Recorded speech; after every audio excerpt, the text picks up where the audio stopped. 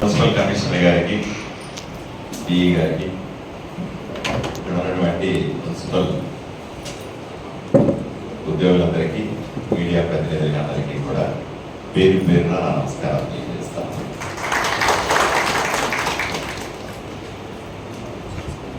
చాలా సంతోషంగా ఉంది.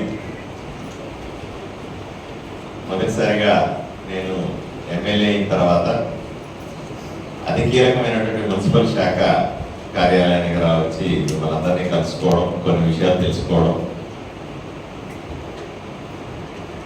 ఇవన్నీ కూడా నాకు ఆనందాన్ని ఇచ్చినాయి. నేను కూర్చున్న 45 నిమిషాలు, ఒక గంట సమయంలో నాకు కూడా నాలెడ్జ్ బిల్డింగ్. నేను ఎంతసేపు ఎందుకు కూర్చుంటాను, ఎక్కువసేపు ఎందుకు మనుషులతో కలుస్తానని నాకు అలవాటు కూడా. ఎక్కువ మనుషులతో కలవడం తిరగడం మీరు చూస్తారు. ఎలక్షన్లు అయిన తర్వాత కూడా నేను బయట బైక్ వేసుకుని తిరుగుతా ఉన్నాను. చూసారా మీరు ఎవరన్నా?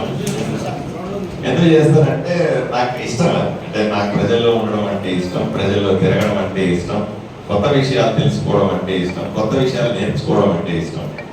అదే ఈ అలవాటు వల్ల నేను రాజకీయంగా ఇంత దూరం ఎదిగాను.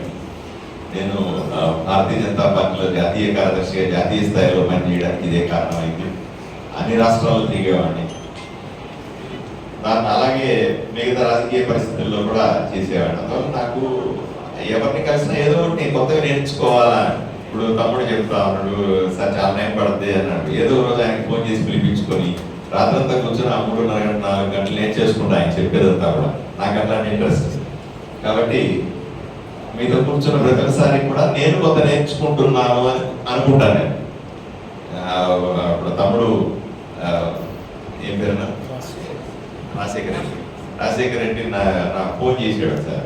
ఫోన్ చేసి ఆ నీళ్ళని తీసేస్తామనంటే వాస్తవానికి ఒక మాట చెప్పండి.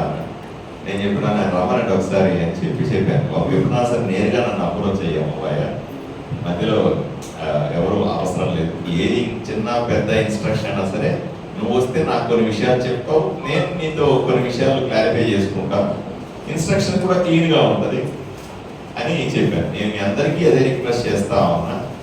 ఏ రోజు ఏ సమస్య వచ్చినా సరే నేరుగా నా దగ్గరికి వచ్చేసేయచ్చు, ఎవరైనా వచ్చి మాట్లాడచ్చు అని మీ అందరికీ చెప్తా ఉన్నాను. మీరు రావాలి, వచ్చి నాతో మాట్లాడితే నేను కొంత నేర్చుకుంటాను. ఈ సమస్య ఏంటో నాకు అర్థమవుతుంది, వెంటనే పరిష్కరించడానికి వీలవుతుంది. అందరూ కూడా ఇది మన ఇంట్లో ప్రోగ్రామ్ ఏం కాదు. ఈరోజు మనం ఎందుకు కూర్చున్నాం సార్ ఇక్కడ? ఈరోజు మా ఇంట్లో ఫంక్షన్ కాదు, మీ ఇంట్లో ఫంక్షన్ కూడా కాదు. ఊరిని బాగు చేద్దామనే ఏకైక కారణం చేత మనం అంతా కూర్చున్నాం. ప్రజలు నాకు ఓటేసింది కూడా ఈ ఊరు బాగు చేయమనే. మార్పు మార్పు మార్పు మార్పు అనే రవరవరవరగా ఉద్దేశారు. వేశారా లేదమ్మా? వేశారు. వేసిన తర్వాత ఇప్పుడు నేను మార్పు చూపించాలి కదా. ఇది ఒక పెద్ద ఛాలెంజ్ నాకు. మామూలుగా ఎమ్మెల్యే అయితే టెన్షన్ లేదు, మార్పు ఎమ్మెల్యే కదా. మార్పు ఎమ్మెల్యే అంటే తల ప్రాణం తోకొస్తుంది నాకు. ఇప్పుడు రాత్రి నిద్ర మీకు తెలుసా, ఎలక్షన్లకు వచ్చేసిన తర్వాత 8 కేజీలు బరువు తగ్గాను. మా ఇంట్లో ఆడవాళ్ళు తిట్టి తిరగకుండా తిరుగుతాను. ఏది ఎలక్షన్లు పనికిమాల రాజకీయాలు, నువ్వు చేసేది ఏంటి, వదిలిపెట్టేది అంటారు. ఇంకేం వదిలిపెట్టేది? నేను వదిలిపెట్టినా ఆదో నన్ను వదిలిపెట్టదు అని చెప్పినాను. ఎందుకంటే ఆదోనికి ప్రజలు ఇచ్చినటువంటి ఏజెంట్ మా తీర్పు మామూలు తీర్పు 18,500 ఓట్ల మెజారిటీ కనీవిని ఎరుగని రీతిలో చంద్రబాబు నాయుడు గారి ముఖ్యమంత్రి కూడా అవాక్కైనాడు. అబ్బా బలి చేసినావయా అన్నాడు. మొన్న గెలిచి వెళ్ళి కలవంగానే అక్కడ 20 మంది ఎమ్మెల్యేలు కూర్చొని ఉన్నారు. ఆయన రూమ్లోకి వెళ్ళింది 20 మంది ఎమ్మెల్యేలు కూర్చొని ఉన్నారు. నేను వెళ్ళగానే అందరూ ఎమ్మెల్యేలతో పిచ్చాపాటి ఇట్లాగే మాట్లాడుతున్నాడు. నేను ఇప్పుడు ఏదో మాట్లాడుతున్నాను, పిచ్చాపాటి మాట్లాడుతా ఉన్నాను. మాట్లాడుతూ పార్థసారథి గారు తెలుసా అని మిగతా ఎమ్మెల్యేలు పరిచయం చేశాడు. కొంతమంది తెలుసు అన్నారు, కొంతమంది తెలియదు అన్నారు. చేసిన తర్వాత ఈ డాక్టర్ పార్థసారథి ఆందోళనలో కంటెస్ట్ చేశాడు. ఈయన వెళ్ళేటప్పుడు నేనేమో అనుకున్నాను ఏదో ఇబ్బంది అవుతుందని, కానీ బ్రహ్మాండ